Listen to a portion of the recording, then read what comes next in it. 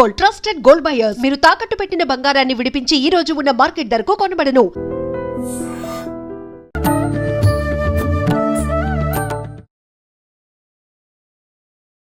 నమస్కారం, welcome to I dream. ధర్మ మార్గం విత్ విజిత కార్యక్రమానికి స్వాగతం. ప్రస్తుతం మనతో పాటు ఉన్నారు శ్రీ రామభద్ర క్షేత్రం నుంచి పండరి సంతోష్ కుమార్ శర్మ గారు. ఇప్పుడు వారితో మాట్లాడదాం. నమస్తే అండి. జై శ్రీరామమ్మ. మనం ఇంత ముందర టాపిక్ లోనే మాట్లాడుకున్నట్టుగా వారాహి అమ్మవారి నవరాత్రులు అనేది ఆషాఢ ప్రారంభంలోనే జరుగుతాయి అని చెప్పి అయితే ప్రతి ఒక్కరూ చెప్తున్నారు ఆషాఢ మాసంలో అమ్మవారి నవరాత్రులు ప్రారంభమవుతాయి అని చెప్పి, ఆ విధానాలు ఆచరించాలని చెప్పి కొంతమంది, లేదు అసలు అమ్మవారిని ఆరాధించొద్దు అని చెప్పి కొంతమంది. అసలు ఏంటి అంటే ఏదో ఒక ప్రమాణం లేనిదే ఇదంతా కూడా కరెక్ట్గా వెళ్ళదు ముందరకి. ఏ ప్రమాణం లేకుండానే ఈ అమ్మవారు మన ముందుకు వచ్చారా? అసలు ఏంటి ప్రమాణం ఉంటే మనం నమ్మొచ్చు, ఉందా ప్రమాణం వారాహి అమ్మవారికి ఆరాధించవచ్చు అని చెప్పి? జై శ్రీరామ్. శ్రీరామభద్రో విజయతేతరాం. వారాహి అమ్మవారు అర్థం ఏంటిదండి? వారాహి అంటే వరాహస్వామి నుండి ఉద్భవించింది, వచ్చారు. యజ్ఞ వరాహస్వామి దేవతలకే కాదు మనుషులకు కూడా అన్నపూర్ణగా అనుగ్రహిస్తుంది వారాహిదేవి. వర అంటే ఏమిటి అంటే శ్రేష్టమైనటువంటి అని అర్థం అన్నట్టు, స్వచ్ఛమైనటువంటి. కాబట్టి అలా స్వచ్ఛమైనటువంటి అమ్మను ఆరాధించవచ్చు కదా. అవును, వారాహి ఇప్పుడున్నటువంటి అమ్మ కాదు, పూర్వం నుండి ఉన్నటువంటిది. దానికి మనకు శైవము, వైష్ణవము, శాక్తేయము, సౌరము ఇలా కొన్ని నియమాలు ఉన్నాయి. అంటే శాక్తేయ పరంగా కొంతమంది కలశ స్థాపన చేసి సర్వతోభద్ర మండలం వేసి దానికి విధి విధానంగా గుప్త నవరాత్రులు అంటారు. దీన్ని గుప్తంగా చేసేవారు ఉంటారన్నట్టు. గుప్త అంటే రహస్యం. రహస్యం అంటే మనం ఏదైనా ఒక పని చేయాలనుకుంటాం, అందరికీ చెప్పి చేస్తామా? చెప్తే అవ్వదు అని కూడా అంటారు కదా. అంటే కావాల్సింది పని అయిపోయినాక మన పని మనం చేసుకుంటూ వెళ్తాం. అనుభవించే వాళ్ళు అనుభవిస్తారు, కొంతమంది ఎంజాయ్ చేసే వాళ్ళు ఉంటారు, కొంతమంది ఏదైనా అనుకునే వాళ్ళు ఉంటారు. కాబట్టి ఏదైనా కూడా ఇది కూడా లోకక్షేమం గురించి కొంతమంది శాక్తేయంగా పూర్ణ దీక్షాపరులు విధి విధానంగా చేసేటువంటి సంప్రదాయం పూర్వం నుండి ఉంది. ఈ 365 రోజులు మనం పండుగనే అనుకున్నాం. ఈ వారాహి వాళ్ళు చేసేటువంటి విధానం వేరే. అనేక వారాహి స్వరూపాలు ఉన్నాయి మనకు. మహావిష్ణువుకి అనేక అవతారాలు ఎలానో ఈ వారాహి అమ్మవారు కూడా ఉగ్రవారాహి అని, స్వప్నవారాహి అని, లఘువారాహి. ఈ వారాహి అమ్మవారిని ప్రతి ఒక్కరూ ఆరాధించవచ్చు. ఎలాంటి రూపంలో ఆరాధించాలి? లలిత అమ్మవారు ఎలా ఉంటుంది? మాత అంటాం కదా, లాలిత్యం. జగన్మాత అమ్మవారు, అమ్మవారి చిత్రపటాన్ని చూడగానే అలానే చూడాలనిపిస్తుంది, ఆ పాదపద్మాలను నమస్కారం చేయాలనిపిస్తుంది. ఆ లలిత అమ్మవారికి ఈ పక్క ఆ పక్క ఉన్నటువంటిదే ఒకరు వారాహి అమ్మవారు, రాజశ్యామల అమ్మవారు. ఆ అమ్మవారికి దేవాలయాలు కూడా ఉన్నాయండి. ఎక్కడ ప్రధానంగా అంటే మనకు మోక్షపురులని ఇంతకుముందు చెప్పుకున్నాం. అందులో శ్రీకాంచి, కంచి కూడా అంటారు. శ్రీకాంచిలో, కంచిలో ఉంటుంది అమ్మవారు, శ్యామల అమ్మవారు. ఆ అమ్మవారి యొక్క రూపాన్ని అద్భుతంగా దూర్వాస మహర్షి ఎలా ఉంటుంది అసలు వారాహి అమ్మవారు అని వర్ణించారండి. తప్పకుండా అమ్మవారి యొక్క ఒక ఫోటోను పెట్టుకొని రోజు అసలు భారతీయ జీవన విధానంలో నిత్యము కూడా పర్వమే. భారతస్య అంటే భా అంటే ప్రకాశవంతమైనటువంటి జీవనం యందు రత అనురక్తి ఆసక్తి కలిగి ఉంటాం. ఈ సంస్కృతి యందు, సంప్రదాయాల యందు తప్పకుండా ప్రతి ఒక్కరూ కూడా ఈ 3-4 సంవత్సరాల నుండి వింటున్నాం, కానీ పూర్వం నుండే ఉన్నది. వారాహి చలనచిత్రం అని ఎప్పుడు అప్పుడు చూస్తుంటాం కదా. ఇలా వారాహి అమ్మవారు ఎప్పటి నుండో ఉన్నటువంటిది. ఆ అమ్మవారిని తప్పకుండా ఒక వాయువ్యంలో కానివ్వండి, ఇంట్లో తప్పకుండా ఆరాధించవచ్చు. అమ్మవారిని ఎవరు ఆరాధించాలి అంటే బ్రహ్మచారులు, గృహస్థులు, వానప్రస్థులు, సన్యాసులు అందరూ కూడా ఆరాధించవచ్చు. దానికి కొన్ని నియమాలు ఉన్నాయి, వంశపారపర్యంగా చేసేటువంటివి కొన్ని ఉన్నాయి. ఈ సమయంలో ఏంటంటే మనం ప్రధానంగా మనం అమ్మవారి ఫోటో పెట్టుకొని అమ్మవారి యొక్క ధ్యాన శ్లోకం ఉన్నదండి, అలాంటి రూపాన్ని భావించుకోవాలి. ఎలా ఉన్నది అమ్మవారు అంటే దూర్వాస మహర్షి చెప్తారు. కోలవదన. కోలవదన అంటే కోలముఖంతో వరాహముఖం కలిగినటువంటిది. కుశేషనయన. కుశేషనయన అంటే పద్మము లాంటి నేత్రములు కలిగినటువంటిది. ఇప్పుడు అమ్మవారిని మనం స్మరిస్తూ ఉంటే ఏ అమ్మవారైనా సరే, లక్ష్మీ అమ్మ నిజంగా మహాలక్ష్మి స్వరూపం అండి అమ్మవారు. లక్ష్మీ స్వరూపమే వారాహి వారాహి అమ్మవారు. అలా ఏ అమ్మవారినైనా కూడా నేత్రాల్ని పద్మాలతో వర్ణిస్తూ ఉంటారు కదా, అవును. అలాంటి అమ్మవారంట. కోకారి మండిత కిరీట అంటే చంద్రుడి చేత అలంకరించబడినటువంటి కిరీటం కలిగినటువంటి అమ్మవారు. సంతప్త కాంచనాభ అమ్మవారిని ఒకరు ఎరుపు రంగులో, ఒకరు శ్వేతవర్ణంలో ఇలా అంటారు. ఒక నీలివర్ణం అంటే ఆకాశంలో ఉండేటువంటి మేఘం ఉంటుంది కదంటే, అలాంటి నీలంలో ఉన్నా కూడా అమ్మవారు ఎలా ఉంటుంది అని అంటే సంతప్త కాంచనాభ. సంతప్త కాంచనాభ అంటే కాంచనం అంటే బంగారం కదా, బంగారాన్ని కరిగిస్తే ఆ వెదజల్లుతున్నటువంటి ఆ కాంతి ఎలా ఉంటుందో అలాంటి బంగారపు వర్ణంలో ఉన్నదంట అమ్మవారు. సంతప్త కాంచనాభా సంధ్యారుణ చేల. సంధ్యారుణం అంటే ఏమిటి? సంధ్యా సమయంలో అరుణ అంటే అరుణకాంతి ఎలా ఉంటుంది? ఎరుపు. అదొక రకమైన అద్భుతమైనటువంటి ఎరుపు.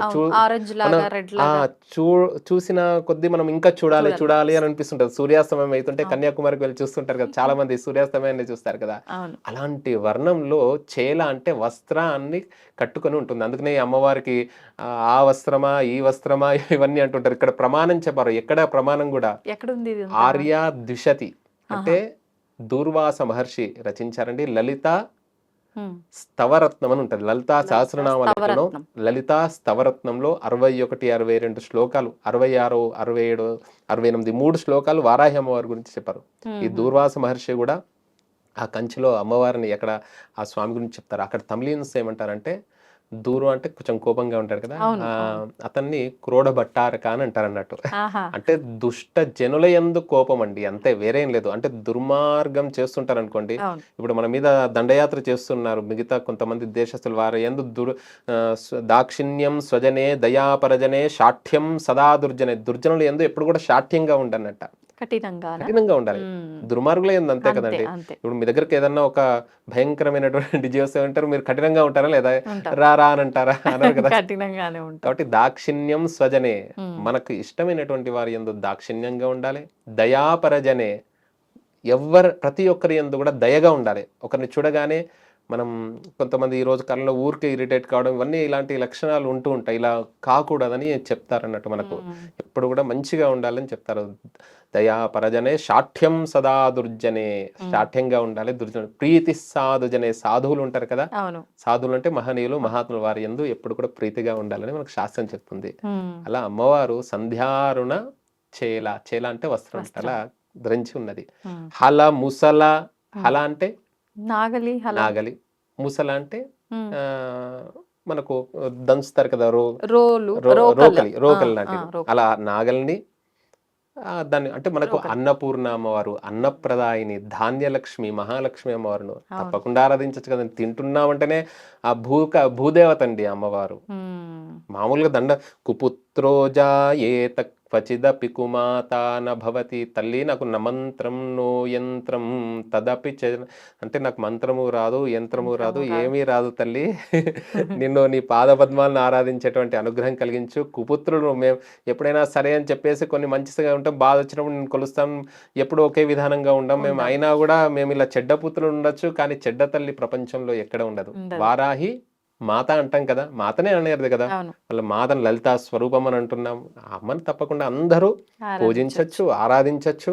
ఆరాధించినటువంటి వారికి ప్రధానంగా రాజకీయంగా మనం చూస్తున్నాం, ప్రధానంగా భూ సంబంధంగా, నిజంగానే భూ సంబంధంగా గృహము కానివ్వండి, ఎవరెవరు నాకు తప్పకుండా నాకు ఇది అతి త్వరలో నాకు ఇది కావాలి అని ఒక్కసారి నమస్కారం చేసుకొని అమ్మవారిని ఆరాధిస్తే త్రిభిర్వర్షైహి, కొన్ని పనులకు ఏంటిదంటే 3 సంవత్సరాలు పడతాయి. చాలా అంటే మన సాధన కూడా అవసరం కదా.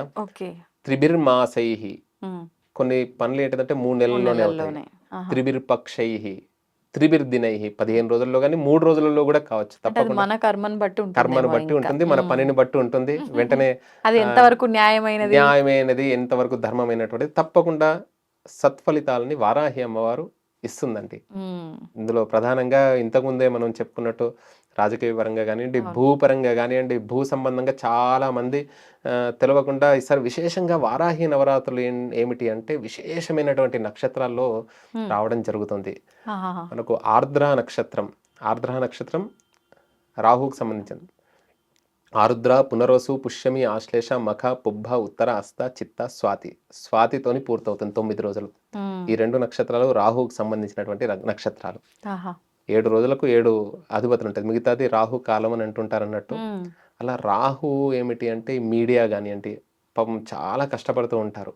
ఎవరైనా కూడా yeah. కొన్ని ఏళ్ళ పాటు కష్టపడుతుంటారు. వాళ్ళకి ప్రతిఫలం రావాలి అంటే కూడా తప్పకుండా ఒక 3 సంవత్సరాలు వారాహిదేవిని ఆరాధించాలి. Okay, okay. ఆరాధించాలి అంటే కలశ స్థాపన చేసి అఖండ దీపాలు పెట్టని చెప్తలేం. ఊరికే ఉదయం లేవగానే మన ఉద్యోగ ధర్మం, వ్యాపార ధర్మం, వ్యవహార ధర్మం తెలుస్తూ అమ్మవారికి 9 నామాలు ఉంటాయి. ఉమ్, అలాంటి 9 నామాలు చాలు దీపారాధన చేసి ప్రతినిత్యం ఒక పండో ఫలమో పెట్టి ఇంకా ఫోటో అవన్నీ కూడా ఏం అవసరం లేదు, అవసరం జస్ట్ లేదు. మనం నామాలు లలితా దేవి ఉంటుంది. ఫోటో ఉంటుంది కదా, విగ్రహం ఏమిటంటే నిగ్రహం గురించే విగ్రహారాధన మన మనస్సులో అలాంటి భావన చేసి అమ్మవారి యొక్క 9 నామాలు ఉంటాయి. అందులో ప్రత్యేకంగా మనకు ఇవ్వడం కూడా జరుగుతుంది. ఆ నామాలని చేస్తే పంచమి, దండనాథ, వీటికి చతుర్థ్యంతం అంటే చతుర్థి విభక్తి. ఉమ్, పంచమ్యై నమః, ఇలా రామాయి నమః, కృష్ణాయి నమః, గురు శబ్దం వచ్చేసరికి గురవే నమః అవుతుంది. విష్ణు శబ్దం వచ్చేసరికి ఇలా నామాని నమః అనేటువంటి నామాన్ని చేసి 9 నామాలు చేసుకుంటే సరిపోతుందండి. ఉమ్, అలాంటి రూపంలో ఉన్నటువంటి అమ్మవారిని ఆరాధించాలి. హల ముసల ఎన్ని ఆయుధాలు ఉంటాయి అమ్మవారికి? ఉమ్. దాదాపు ఎన్ని భుజాలు ఉంటాయండి? 8 భుజాలు అంటారు కదా. 4 కదా, 8 భుజాలు, అష్టభుజాలు కదా. 2 చేతుల్లో హల ముసలము ధరించి ఉంటుంది. అన్నప్రదాయిని. తర్వాత శంఖ చక్రాలు, మహావిష్ణు స్వరూపం, వరాహ స్వరూపమే కదా. అంటే దేవతలకు కూడా ఆహారం ఇస్తుందంట. యజ్ఞం ద్వారానే కదా దేవతలకు ఆహారం ఇచ్చేటువంటిది, స్వాహాదేవి ద్వారా. అలా దేవతలకే కాదు, భూమి మీద ఉండేటువంటి సకల ప్రాణులకు, చెట్లకు కూడా ప్రాణం ఉంటుంది. వాటికి కూడా జల రూపకంగా, ఎరువు రూపకంగా అంటాం కదా. అలా మనుషులకు అందరికీ కూడా అలాంటి గొప్పనైనటువంటి అమ్మ. చక్రాంకుశ పాశ, అంకుశము పాశం. అంకుశం అంటే ఏంటిదండి? అంకుశం అంటే మనకు అంకుశం అనేటువంటి సినిమా వచ్చింది. నిరంకుశ పాలన వస్తే అంకుశం వచ్చింది. అదే కదా ఆ సినిమాలో చూపించిందంతా కూడా. అంకుశం అంటే ఒక మావటి ఏనుగును తీసుకెళ్లేటువంటి వాడు ఏమిటి అంటే చేతిలో ఆ కర్ర పట్టుకుంటాడు. దానికి ఒక ఇనుప అది చిన్నగా ఉంటుంది, దాన్ని ఆ రింగ్ లాగా ఉంటుంది. దాన్ని అంకుశము అని అంటారు అన్నట్టు. అంటే దాని యొక్క చర్మం చాలా మందంగా ఉంటుంది, ఏమీ అనడు, కానీ అలా పట్టుకుంటాడు అన్నట్టు. అమ్మవారు కూడా దుర్మార్గమైనటువంటి పరిపాలన ఎవరైనా చేస్తుంటే వారిని సన్మార్గంలో పెట్టడానికి, వారికి కొంత సమయం ఇచ్చి వేరే వాళ్ళకి అధికారంలో ఉండడానికి ఇలా అమ్మవారిని కూడా ఆరాధిస్తూ ఉంటారు, వారాహి అమ్మవారిని.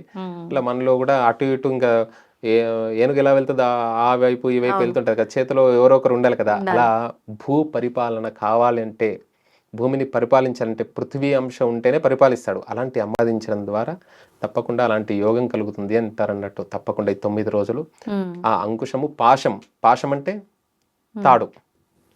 యమధర్మరాజు ఆ పాశాన్ని వేస్తాడు, ఆత్మలను బంధించడానికి వేస్తాడు. కానీ అమ్మవారు పట్టుకుంటుంది.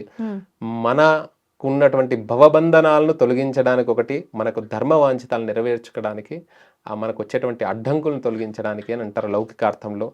అలా అభయ వర అంటే అభయముద్ర వరాన్ని ఇస్తూ ఉంటుంది అన్నట్టు. నీకేమీ భయము లేదు, ధైర్యంగా ఉండు.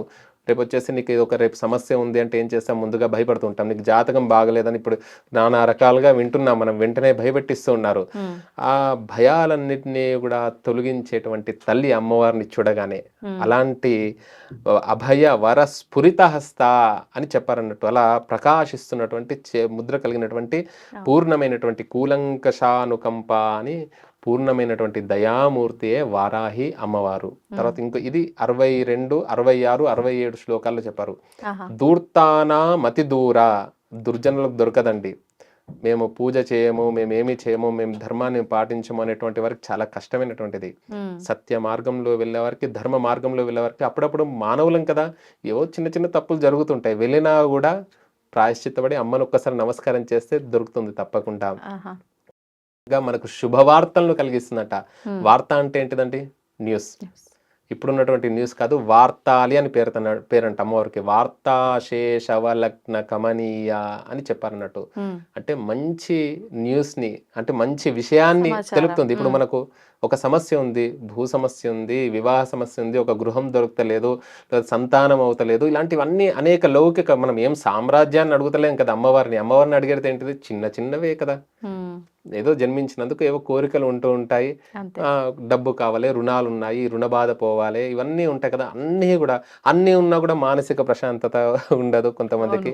అన్నింటినీ కూడా కలిగించేటువంటిది ఆర్తాలి శుభదాత్రి, అంటే ఆర్తిగా అమ్మవారిని ఆరాధించినందుకు శుభప్రదాయిని. అలాంటి వార్తాలి భవతు వాంఛితార్థాయ అని స్మరించారంటే ఇది ఆర్య ద్విషతి లలిత స్తవరత్నంలో ఉన్నటువంటి ధ్యాన శ్లోకం. అంటే అమ్మవారు ఆ వర్ణంలో ఉంటుంది, ఆ విధానంగా ఉంటుంది, 8 భుజాలతో ఉంటుంది. బంగారాన్ని కరిగిస్తే ఏ విధానంగా ఛాయ్ ఉంటుందో అలాంటి ఛాయ్ ఉంటుంది. ఎలాంటి వస్త్రాన్ని ధరించిందంటే ఇప్పుడు తప్పకుండా ఇంకా ఆ వస్త్రం వేస్తాం కాదు, మనం వేసుకునే దీక్ష కూడా ఏ విధానంగా వేసుకుంటే అమ్మ ఏది వేసుకుంటే మనం కూడా అలాంటి ఎరుపు వస్త్రాన్ని. ఎరుపు అంటే అందుకనే ఆ ప్రమాదం నుండి రక్షించడానికే కదా అప్పుడప్పుడు ఎరుపు పెడుతుంటారు బోర్డ్స్, రక్షణకు ఎరుపు వస్త్రాలు దీక్షా వస్త్రాలు అని అంటుంటారు కదా. అలా ఎరుపు పసుపు కుంకుమలకు కూడా ప్రతీక, అలా ధరించొచ్చని ఇందులో స్పష్టంగా చెప్పినటువంటి విధానం.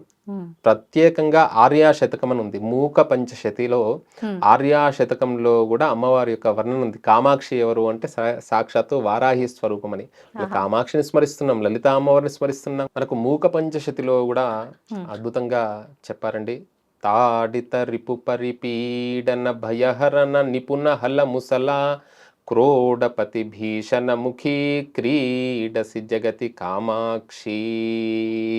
భయహరణ నిపుణ హలముసలాలను ధరించేటువంటి కామాక్షి, ఈ క్రీడసి జగతి కామాక్షి అని చెప్పారన్నట్టు. శత్రు సైన్యం దండించినది, అంటే రాజ్యం స్థిరంగా ఉండాలనుకుంటారు కదా, అలాంటి వారు ఉపయోగించారు. శత్రు భయాన్ని పోగొట్టులో సమర్థులైనటువంటి అమ్మవారు, హలముసలాలని ధరించినటువంటి అమ్మవారు, వరాహ ముఖము గల దానివి నీవే జగమున క్రీడిస్తున్నావు తల్లి అని కామాక్షి అమ్మవారిని మూక పంచశతిలో చెప్పారు ఆర్య శతకంలో.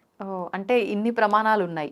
మన అందరికీ తెలిసింది లలిత అమ్మవారి యొక్క నామాల్లో, ఆ లలిత సహస్రనామాల్లో కూడా అమ్మవారి గురించి ఉంటుంది నామం, విశుక్ర ప్రాణహారణ అని చెప్పి. అవునమ్మా, దాని గురించి కూడా ఒక్కసారి. తప్పకుండా. లలితా సహస్రనామాలు అంటేనే శ్రీమాత, లోకానికి అంతటికి కూడా తల్లి మాత అంటే. అలాంటి అమ్మవారు దేవకార్యానికై వచ్చింది.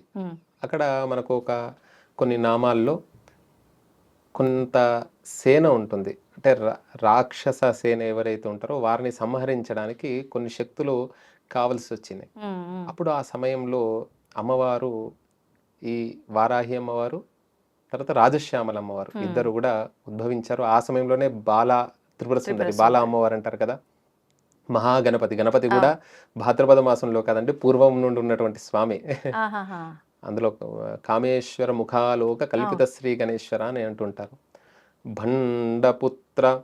భండపుత్ర వధోద్యుక్త శక్తి సేనా సమన్విత.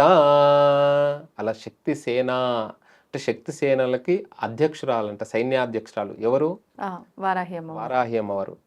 భండ సైన్య వధోద్యుక్త అంటే భండాసురుడి యొక్క సైన్యాన్ని సంహరించడానికి ఈ అమ్మవారు వచ్చింది. భండ అంటే ఏంటిదండి? భస్మం. బండ అంటే భస్మమా? అంతే కదా. బండ అంటే నిఘంటువులో భస్మం అని అర్థం. ఇప్పుడు ఒకరిని బండలాగున్నవేందిరా అని అంటుంటాం మనం. అంటే బండలాగా అంటే అలానే ఉంటాడు, కదలకుండా ఉంటాడు. అంటే బండలాగా తిని, అంటే కడుపు నిండా తిని, ఏ చలనం లేకుండా, కంటి నిండా నిద్ర, అలా సోమరిగా ఉండేటువంటి వాళ్ళని అంటారు. సన్మార్గంలో సోమరితనం తొలుగుతూనే కదా, పని చేస్తూనే కదా మా ద్రవ్యం వచ్చేది. అందుకనే ఉద్యోగము, వ్యాపారము, వ్యవహారం లేకుండా ఉండకూడదంట మానవుడు. ఎప్పుడు ఏదో ఒక పని చేస్తుండాలి. ఊరికే కూర్చుంటే ఉంటుంది, వారి పని వారు చేస్తున్నారు, ఎవరి పని వారు చేస్తూ ఉంటేనే ఎవరిది వాళ్ళకు ప్రపంచం అనేటువంటిది నడుస్తుంది. అలా ఊరికే కూర్చున్న సమయంలో చెడు ఆలోచనలు వస్తుంటాయి. వీటిని తొలగించేటువంటి ఆ తల్లి అమ్మవారిని ఆరాధిస్తే, తప్పకుండా వారాహి అమ్మవారిని ఆరాధిస్తే నిరంతరం కూడా ఉత్సాహం ఉంటుందంట. ఇప్పుడు తన పనిలో కూడా అప్పుడప్పుడు కొన్ని రోజులు చేస్తారు, తర్వాత నిరుత్సాహం వస్తుంది, ఏదో కొత్త పని చేయాలనిపిస్తుంటది. అలా కొత్త పని ఉన్నతంగా వెళ్ళడం మంచిదే, కిందికి వెళ్ళకూడదు కదా. అలా ఉన్నతమైనటువంటి మార్గాన్ని కలిగించేటువంటి తల్లి అమ్మవారు. అందుకనే ఆ బండ అంటే ఇతను కూడా ఎలా వచ్చాడు అంటే, శివుడి యొక్క పాలనేత్రం నుండి భస్మం అవుతాడు కదా, మన్మధుడు భస్మం అయినప్పుడు ఆ భస్మాన్ని గణపతి ఏం చేస్తాడంటే, అనేక గణపతులు కూడా ఒక చిత్రమైనటువంటి రూపాన్ని చేస్తాడు. ఆ చిత్ర రూపాన్ని బ్రహ్మదేవుడే కదా సృష్టికర్త. బ్రహ్మదేవుడు ఏం చేస్తాడంటే ఆశ్చర్యం అని అంటాడు. ఆశ్చర్యం అంటే భండ అంటాడు అన్నట్టు. వెంటనే ఆవిర్భవిస్తాడు అన్నట్టు. ఓ. అందుకనే అమంత్రం అక్షరం నాస్తి, ప్రతి అక్షరము కూడా ఒక మంత్రం అంట. మ్మ్. కాబట్టి అలా ఆవిర్భవించి రాక్షసులను అందరినీ కూడా, అంటే రౌద్రుడు శివుడి యొక్క కోపం నుండి వచ్చినటువంటి వాడు కదా, అవును. అలా ఆ రాక్షసులు ఎవరైతే ఉన్నారో, ఆ భండాసురుడు ఎవరైతే ఉన్నాడో, ఈ దేవతల్ని ఋషుల్ని అందరిని ఇబ్బంది పెడుతుంటే అమ్మవారు భండ సైన్య వీటన్నిటికీ కూడా ఒక సేనాని కావాలి కదా, అప్పుడు అమ్మవారు విశుక్ర ప్రాణహరణ వారాహి వీర్యనందిత, వీటికంటే కొన్ని నామాలు ఉన్నాయండి. అంటే ఈ సైన్యానికి అధ్యక్షురాలు కదా, ఏ సైన్యం అది? గజములు, రథములు, అంతే కదా, సైన్యం కావాలి కదా. అవును. ఈ నామాలన్నీ కూడా ఉన్నాయి. సంపత్కరి సమారూఢ సింధురం వ్రజసేవిత. సంపత్కరి అంటే సంపద కదా, ఏనుగును కూడా సంపదకు ప్రతి, అందుకనే ఏనుగులు పెట్టుకుంటుంటారు ఇంటి ముందట, ఊరికి అమ్మవారు పెడుతూ ఉంటారు. అశ్వపూర్వాం రథమధ్యాం హస్తినాద ప్రబోధినీం అని శ్రీ సూక్తంలో చెప్తారు. ఆ విధానంగా అమ్మవారు సంపత్కరి సమారూఢ సింధుర వ్రజసేవత, అంటే పెద్ద ఏనుగులు ఉంటే వాటి మీద వస్తుంటే, సింధుర అంటే చిన్న ఏనుగులు, కొన్ని వేల, ఒక రెండు ఏనుగులు కదా, ఒక రెండు ఏనుగులను చూస్తేనే చాలా ఆనందం అనిపిస్తుంది. కొన్ని వేల లక్షల ఏనుగుల్ని మనం దర్శించవచ్చు ఈ నామంలో. అన్ని ఏనుగులు సేవిస్తున్నాయంట. తర్వాత అశ్వారూఢ అంటే వీటికి కూడా ఈ అమ్మవారి అధ్యక్షురాలు, సైన్యాధ్యక్షురాలు. మంత్రిని ఎవరు? రాజశ్యామల. లలిత అమ్మవారేమో ఇచ్ఛాశక్తి. అంటే వీళ్ళందరినీ కూడా బ్రహ్మ మహేశ్వరులు వీళ్ళ వల్ల ఎవరి వల్ల కాదు, ఈ అమ్మవారి దగ్గరికి వస్తే ఈ అమ్మవారే అతన్ని సంహరించడానికి వీరిని ఇచ్ఛాశక్తి ద్వారా ఇష్టపూర్తిగా వీరిని మంత్రిని, అంటే జ్ఞానశక్తి ఎవరు? రాజశ్యామల. మంత్రాంగం చేస్తాం అంటే ఒక ప్లాన్ చేస్తాం కదా, ఇప్పుడు నేను ఒక సంకల్పం చేశాను, దానికి ఒక ప్లాన్ అనేటువంటిది ఉండాలి కదా, ప్రణాళిక ఉండాలి కదా, ఎవరు చేస్తారు? రాజశ్యామల అమ్మవారు. ఆ దాన్ని అమలు చేయాలి కదా, ఊరికే ప్లాన్లు చేసుకుంటూ ఇంట్లోనే కూర్చుంటూ ఉంటే కాలం అంతా కూడా గడుస్తూ ఉంటది. పని చేయాలన్నాడు, పని చేయడానికి ఎవరు? క్రియాశక్తి. అందుకనే అమ్మవారిని ఆరాధిస్తే పని చేయిస్తుంది, మనల్ని ఉన్నతంగా ఉంచుతుంది. అందుకనే మానవుడు ఒక క్షణం కూడా నహి తిష్టతు, ఒక్క క్షణం కూడా ఖాళీగా కూర్చోకూడదు, అంటే పని కల్పించుకొనైనా చేయాలి అని చెప్తారు అన్నట్టు మానవులు. అలా మా గురువు గారు కూడా చెప్పారు, పని ఏం లేదు అని అంటే, నీకేం కార్యక్రమాలు లేవు అని అంటే, ఏదో ఒకటి కల్పించుకో నాన్న అని అంటాడు అన్నట్టు. అంటే అంత స్వామి అనుగ్రహం. మా సంస్కృత సోదరులు వాళ్ళు, మా గురువు గారు ఎప్పుడు కూడా నిరంతరం కూడా అధ్యయనం, స్వాధ్యాయం కానివ్వండి, అధ్యాపనం కానివ్వండి, ఏదో ఒకటి చేస్తూ ఉండాలి అని చెప్పారన్నట్టు. ఆ విధంగా స్వామి ఆ సంపత్కరి సమారూఢ సింధుర వ్రజ అశ్వారూఢాధిష్ఠితాశ్వకోటి, మనమే ఇంద్రియాలు అంటారు కదా, అలా గుర్రాలు, కొన్ని గుర్రాలు. తర్వాత వచ్చినటువంటిది మహాగణపతి, బాలా అమ్మవారు, కామె. తర్వాత విషంగుడు, విశుక్రుడు, ఇద్దరెవరు? ఈ భండాసురుడు యొక్క వీళ్ళందరినీ కూడా సంహరించుకుంటూ వస్తుంది. ఈ ఇద్దరిని కూడా సంహరించడానికి విషంగుడు అంటే, విషం అంటే ఏంటిదంటే చెడు ఆలోచనలు, విషపూరితమైనటువంటి ఆలోచనలు కలిగి ఉన్నాడంటారు కదా, అతను అలా కల్పిస్తాడంట బ్రహ్మచర్యానికంటే ముందుగా. అందుకనే మానవుడికి ఏంటిదంటే చాలా విశేషమైనటువంటిది ధర్మ ప్రజా సంపత్తి. అంటే ఆ సూర్యుడు చంద్రుడు ఉన్నంత కాలము కూడా, ఆ చంద్రార్కము కూడా మా వంశము గోత్రము అభివృద్ధి కావాలని కోరుకుంటుంటారు కదండి. కాబట్టి ఈ బ్రహ్మచర్యానికంటే ముందుగా కొన్ని చెడు ఆలోచనలు ఉంటాయి, చెడు మార్గాలు ఉంటాయి. ఈ చెడు మార్గంలో ఎవరిని కూడా తీసుకెళ్లకుండా ఆ విషంగుణ్ణి రాజశ్యామల, ఈ విశుక్ర ప్రాణహరణ వారాహి వీర్యనందిత, అలాంటి ఆ విషబుద్ధి అయినటువంటి మార్గంలో, చెడు మార్గంలో వెళ్లకుండా ఈ వారాహి అమ్మవారు అనుగ్రహిస్తుందట. చెడు మార్గంలో ఎప్పుడైతే మనం వెళ్తుంటామో మన పతనం అనేటువంటిది ప్రారంభమవుతుంది.